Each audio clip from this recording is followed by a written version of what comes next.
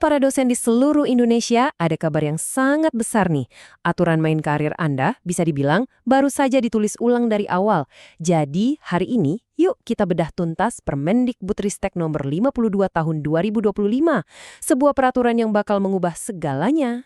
Oke, mari kita lihat lebih dekat. Ini bukan sekedar pembaruan kecil-kecilannya, ini adalah perombakan fundamental. Bayangkan saja, pemerintah baru saja menggambar ulang peta karir untuk dosen, dan ini akan berpengaruh ke semua aspek, dari hari pertama Anda mengajar sampai nanti Anda pensiun. Pastinya, pertanyaan yang langsung muncul di benak kita semua adalah, apa artinya ini buat karir saya, buat jenjang promosi saya, dan tentu saja buat gaji saya? Tenang, dalam beberapa menit ke depan, kita akan kupas tuntas semua yang perlu Anda ketahui. Nah, ini dia agenda pembahasan kita. Kita mulai dari aturan main yang baru, terus kita lihat seperti apa sih profil dosen modern yang diinginkan. Setelah itu, kita akan memetakan jenjang karir, mengintip struktur gaji, dan yang terakhir, kita simpulkan apa arti semua ini bagi Anda. Inilah dia bintang utamanya, Permendikbudristek nomor 52 tahun 2025.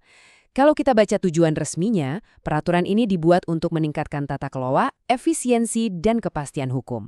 Atau dengan kata lain, pemerintah ingin merapikan rumah profesi dosen supaya lebih modern dan terstandar. Sebelum kita melangkah lebih jauh, kita harus ingat kembali fondasi dasarnya. Tridharma perguruan tinggi.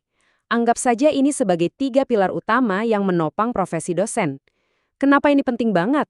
Karena, seperti yang akan kita lihat, peraturan baru ini akan menilai kinerja Anda berdasarkan seberapa seimbang Anda menjalankan ketiga pilar ini. Nah, sekarang mari kita lihat gimana peraturan ini mendefinisikan sosok seorang dosen di era sekarang. Siapa Anda di mata hukum, apa saja yang diharapkan dari Anda, dan kompetensi apa yang wajib Anda miliki. Nah, ini dia salah satu perubahan besar yang pertama. Status dosen sekarang dibagi dua dengan sangat jelas, dosen tetap dan dosen tidak tetap. Perbedaannya sangat tegas, jam kerja, beban SKS, dan yang paling krusial, apakah kinerja Tridharma Anda itu direncanakan dan diawasi secara sistematis. Ini penting karena ini menghilangkan area abu-abu yang mungkin selama ini ada. Jadi, intinya begini, menjadi dosen itu bukan cuma soal pintar dan bisa mengajar di kelas. Peraturan ini menuntut 4 hal. Anda harus jago mengajar, punya kepribadian yang jadi teladan, pintar bersosialisasi dan bekerja sama, dan tentunya ilmunya harus terus diupdate. Inilah definisi dosen ideal versi negara, paket lengkap ya. Oke, kita masuk ke bagian yang paling ditunggu-tunggu nih, soal karir. Gimana caranya Anda bisa naik pangkat? Peraturan ini menetapkan sebuah jalur promosi yang sangat terstruktur dan transparan. Yuk kita lihat sama-sama langkah-langkahnya. Ini dia tangga karir Anda. Dipetakan dengan sangat jelas. Ada 4 anak tangga yang harus didaki, mulai dari asisten ahli, naik ke lektor, lalu lektor kepala, sampai puncaknya yaitu profesor.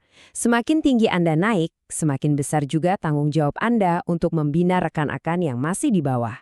Jadi ini bukan lagi perjalanan karir yang solo. Oke, mari kita bedah syarat untuk naik ke lektor. Coba perhatikan angka ini. Minimal 35% angka kredit harus datang dari penelitian. Ini bukan cuma angka loh, ini adalah pesan yang sangat kuat dari pemerintah bahwa slogan publish or perish itu bukan lagi sekedar omongan, tapi sudah jadi aturan main resmi. Kita lanjut ke jenjang lektor kepala. Tekanannya makin besar, angka kredit dari penelitian naik lagi, sekarang jadi minimal 40%. Pemerintah benar-benar ingin memastikan bahwa dosen yang naik pangkat adalah mereka yang aktif berkontribusi pada pengembangan ilmu pengetahuan, bukan cuma sekedar pengajar yang baik. Dan inilah puncaknya, menjadi seorang profesor. Syaratnya benar-benar bukan main-main. Wajib S3, pengalaman minimal 10 tahun, dan lihat ini. Angka kredit penelitian melonjak jadi minimal 45% dengan syarat minimal 2 publikasi. Ini jelas sebuah maraton, bukan lari sprint. Gelar profesor benar-benar diposisikan sebagai pencapaian tertinggi seorang akademisi sejati.